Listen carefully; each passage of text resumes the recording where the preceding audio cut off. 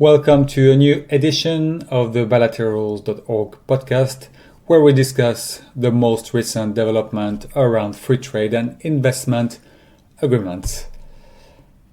Donald Trump's return to power and his renewed tariff policies are shaking the foundations of the neoliberal global trade order that was largely shaped by the US itself and its allies since the collapse of the Soviet bloc in the early 90s.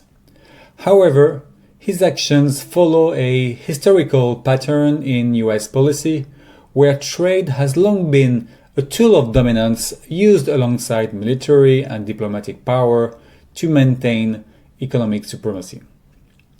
Since the 1990s, the US has led the global economy under a neoliberal framework benefiting its multinational corporations. Trade liberalization, often coincided with military interventions, as seen in George W. Bush's War on Terror. The US legal system has also been used as an economic weapon, disproportionately targeting foreign corporations while shielding American interests.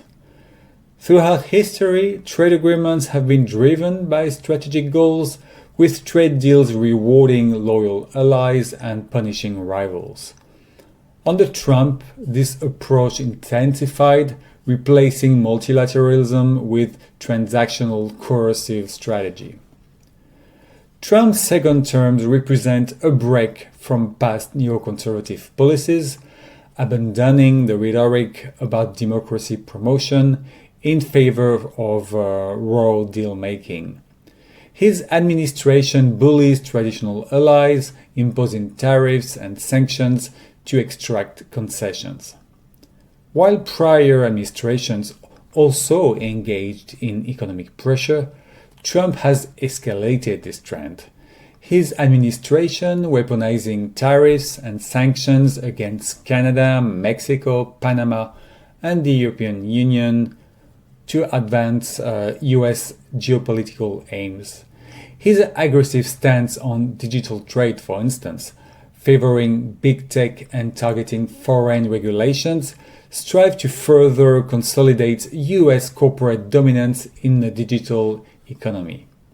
On the other side of the Atlantic, the European Union remains locked in the 1990s era free trade mindset, pushing ahead with new trade agreements despite shifting global realities. Since Trump's election, the EU has finalized deals with Mercosur and Mexico, while accelerating talks with several Asian nations. At the same time, its energy transition is fueling a rush for raw materials, particularly lithium, that is crucial for electric vehicles and renewable energy. This scramble mirrors past colonial extraction patterns, prioritizing corporate supply chains over environmental and social concerns. Despite attempts to frame these trade deals under sustainability rhetoric, the EU's trade policies continue to serve big business rather than adapting to today's economic and geopolitical challenges. New frameworks like Sustainable Investment Facilitation Agreements and Clean and Trade Investment Partnerships are designed to expand market access for European multinationals, reinforcing a neoliberal model increasingly out of step with global shifts. As crises from financial meltdowns to climate change expose the failure of unregulated globalization, the EU's unwavering commitment to outdated free trade agreements risks deepening inequalities and environmental destruction rather than addressing the urgent need for a fairer, more sustainable global trade system.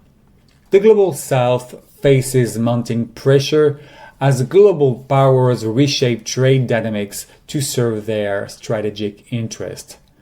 Weaker economies are increasingly vulnerable to instability, while stronger ones like India and Vietnam are being targeted by Trump's aggressive trade tactics. Tariffs and threats are being used to force market concessions, and nations considering alternatives to the US dollar, particularly within BRICS Plus, are facing potential sanctions.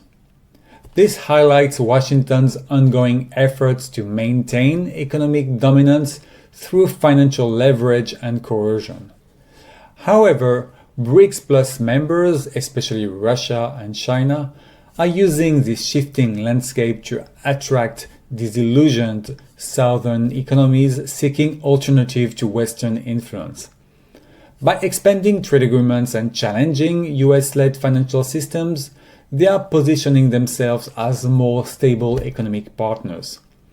Meanwhile, emerging regional powers from the BRICS Plus bloc, like the United Arab Union, Iran, and Indonesia, are leveraging their trade networks to strengthen their influence.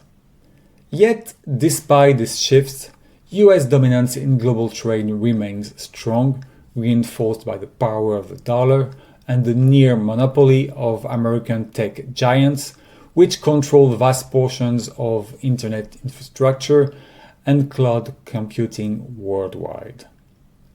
Trump's return underscores a broader reality. Free trade, as envisioned in the 1990s, has failed. In the West, it has led to deindustrialization, inequality, and a disenfranchised working class. In the global South, it has fueled environmental degradation, labor exploitation, and economic dependency. The fact is that the neoliberal model has primarily served the interests of major powers and corporations. The challenge is now to reshape global trade for the 21st century. However, if the alternative is Trump-style economic coercion and authoritarian capitalism, the world faces even greater instability. Without prioritizing human rights, social justice, and strong sustainability, history's mistakes will only be repeated on a more devastating scale.